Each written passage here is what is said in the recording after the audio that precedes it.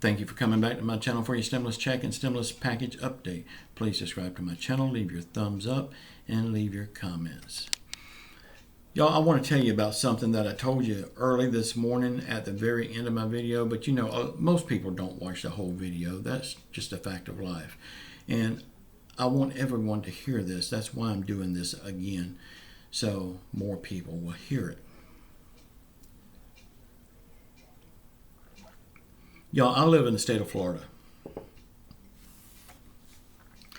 And it's been uncovered.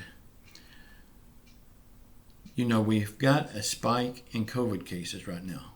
But it's been uncovered that the numbers has been fudged. They took August's numbers and added them to September's numbers. Now, whether this was done accidentally or did they mean to do it? And if they meant to do it, it's a scam. And if they meant to do it, that leads to the next question.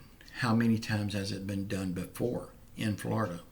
How many times has it been done in other states that nobody has uncovered yet? Y'all, I'm not saying COVID is fake. It is real. People are dying every day from it. But I just don't believe the numbers. I remember about a month ago, there was a guy got killed in a motorcycle wreck. He had COVID. They listed it as a COVID death. It was not a COVID death. He died with COVID, but he died from the motorcycle crash. They're fudging these numbers every day, and now this was a big uncover of August's numbers being added to September's numbers, and that's the reason Florida has such a big spike in cases. Y'all, it's something to think about. If it happened now, it's probably happened before. How many times? We don't know.